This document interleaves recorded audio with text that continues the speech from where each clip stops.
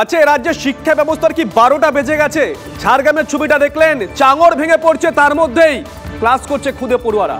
আর এবার যে ছবি দেখাবো চমকে যাবেন। এটাও কি হয়? হ্যাঁ, এটাই হচ্ছে পূর্ব মেদিনীপুরে প্রাথমিক বিদ্যালয়ে ডামি শিক্ষক। তৃণমূল নেতার কীর্তি সামনে আসছে তীব্র সমালোচনা।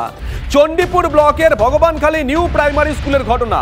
অভিযোগ, বছরের পর বছর স্কুলে ক্লাস না করেও শিক্ষক হিসেবে নিয়মিত মাইনে তুলছেন একজন তৃণমূল কংগ্রেস নেতা। ভেবে দেখুন একবার, বছরের পর বছর তিনি নাকি ক্লাসেই যান না। এখানেই শেষ নয়, তৃণমূল নেতা পরিবারের একজনকে শিক্ষক হিসেবে ক্লাস করাতেন বলেও অভিযোগ উঠেছে। অভিযোগ অস্বীকার নেতা ও প্রধান শিক্ষকের। স্বাভাবিক, অস্বীকার করবেনই তারা। কি বলেছেন শুনুন।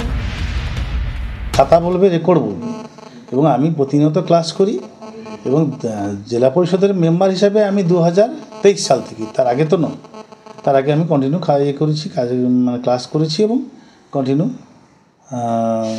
ক্লাসও নিয়েছি। হঠাৎ অসুস্থতা হওয়ার জন্য দিতে পারিনি। আমি বাই ফোনে বলে দিয়েছিলাম যে আমি অনুপস্থিত থাকবো, আমি আসতে পারছি না। তারপরে আমি যথারীতি মেডিকেল সার্টিফিকেট ওনাকে জমা দিয়েছি এবং তারপরে মেডিকেলের জন্য আমি অ্যাপ্লিকেশনও করে দিয়েছি। আমাদের একটা বড় যে ভিইসি কমিটি, ওর মধ্যে শিক্ষানুরাগী ব্যক্তি হিসাবে উনি আছেন। একজন শিক্ষানুরাগী ব্যক্তি, তিনি ক্লাস যে শিক্ষিকা নন, না না না না, ক্লাস উনি করাননি। সেই ছবি আমাদের কাছে রয়েছে। ক্লাসে উনি এসেছিলেন, মাঝে সাঝে উনি বলছিলেন আমরা আপনাদের যখন 6টা ক্লাস আর আমি কি মাঝে মাঝে আসতে পারি, আমি আলোচনা করি কমিটির মধ্যে। তারপর বলছি আমরা মৌখিকভাবে কমিটির সঙ্গে আলোচনা করে উনি মাঝে সাঝে আসতেন। মানে অভিযোগটা বুঝতে পারছেন? একজন তৃণমূল কংগ্রেস নেতা, পেশায় শিক্ষক, তিনি নাকি দিনের পর দিন, মাসের পর মাস, বছরের পর বছর স্কুলে যান না, অথচ মাসের নির্দিষ্ট তারিখে আমার আপনার ট্যাক্সের টাকায় মাইনা নিয়ে যাচ্ছেন, বেতন নিয়ে যাচ্ছেন। আরো অভিযোগ, তিনি নাকি ওখানে ডামি শিক্ষক রেখেছিলেন। ঘটনা সামনে আসতেই শোকজ করা হয়েছে ওই অভিযুক্তকে। শোকজ নোটিশ পাঠিয়েছি হেড টিচারের থ্রু দিয়ে, সেই কনসার্ন টিচারকে, সেটা আসুক, তারপরে আমরা আমাদের আইনানুগ ব্যবস্থা নেব। তৃণমূল নেতার কীর্তি সামনে আসতেই শাসক দলকে নিশানা করেছেন বিরোধীরা।